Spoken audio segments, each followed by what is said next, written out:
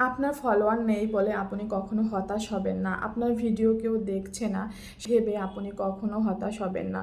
কারণ এরকমেরও অনেক প্রোফাইল আছে যাদের ফলোয়ার্স একদমই কম, দেখা যায় 2000 3000 ফলোয়ার্স, কিন্তু তাদের ভিডিওতে অনেক অনেক ভিউ আসে। তো তাদের দেখা যায় ফলোয়ার্সের তুলনায় নন ফলোয়ার্সের সংখ্যাই কিন্তু অনেক বেশি। তাই ভিডিও কোয়ালিটি ভালো করার দিকে নজর রাখা উচিত। আর ফেসবুকে মূলত হচ্ছে পিকচার দেওয়া উচিত, টেক্সট দেওয়া উচিত, ছবি দেওয়া উচিত, বড় ভিডিও দেওয়া উচিত, মানে সব কিছু মিলাই এভরিথিং সব কিছুই দেওয়া উচিত। কে দেখুক বা না দেখুক আপনার ভিডিওতে, কমেন্ট পড়ুক বা না পড়ুক, লাইক পড়ুক বা না পড়ুক, বা আপনার ভিডিওতে ভিউজ হোক বা না হোক, সেটা দেখার বিষয় আপনার না। আপনি জাস্ট টাইম মেনটেন করে আপনার ভিডিওগুলো ছাড়বেন।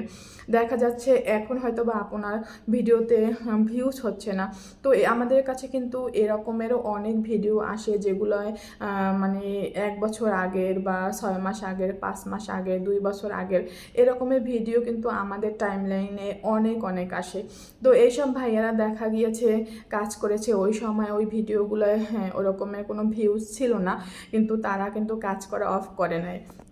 তারা কাজটা কন্টিনিউ করে গেছে এবং এখন এসে দেখা যাচ্ছে ওই সব ভিডিওগুলো ফেসবুকের মানে চোখে পড়েছে এবং ফেসবুক সমস্ত ভিডিওগুলো ফর ইউতে এনে দিয়েছে এবং আপনার আমার সবার সামনে, আমাদের সবার সামনে কিন্তু এখন ওই ভিডিওগুলো ফেসবুক দিচ্ছে। তো এখন ফলোয়ার্স হচ্ছে না বলে আপনি হতাশ হয়ে ভিডিও ছাড়া কখনোই অফ করবেন না। আর যে বিষয়টা নিয়ে আমি বলবো সেটা হচ্ছে, দেখা যাবে যে যখন আপনার ভিডিওগুলো ফর ইউতে চলে যাবে তখন কিন্তু আপনার একটা ভিডিও কখনোই ফর ইউতে যাবে না। একটা ভিডিও যখন ফর ইউতে যাওয়া শুরু করবে তখন দেখা যাবে আপনার পরপর 4 থেকে 5টা ভিডিও কিন্তু ফর ইউতে চলে যাবে। তারপর থেকে মোটামুটি কিন্তু আপনার আইডিতে অনেক ভালো ভিউজ হবে।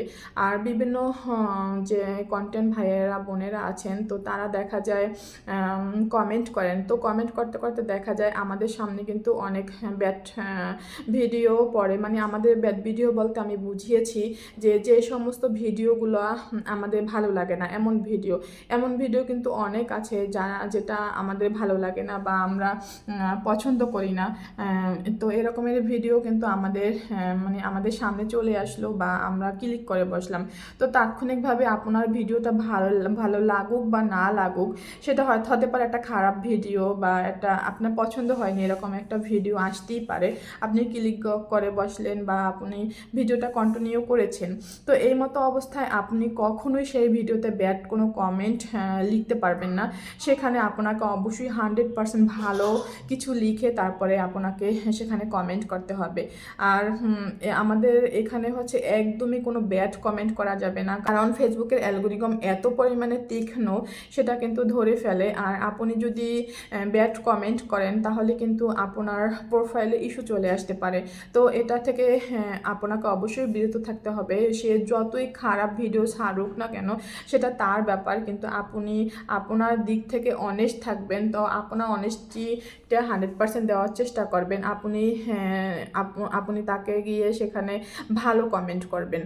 তো একদমই ব্যাড কমেন্ট করা যাবে না। এটা হচ্ছে আমাদের ধর্ম, নেশা পেশা যেটা বলেন সেটা হিসাবেই মেনে নেবেন। আর হচ্ছে অন্যের ভিডিও বেশি বেশি করে দেখবেন আর গঠনমূলক কমেন্ট করবেন। অনেকে দেখা যায় স্পাম কমেন্ট করে, মানে যে কমেন্টে কোনো ভিত্তি নেই, ভিডিওর সাথে রিলেটেড না, একদমই যা তা, মানে যা মন চেয়েছে তো তা সেই কমেন্ট করে। এটা কিন্তু একদম মানে করা যাবে না। একজন কন্টেন্ট ক্রিয়েটরের কিন্তু এটা বৈশিষ্ট্য কখনোই না।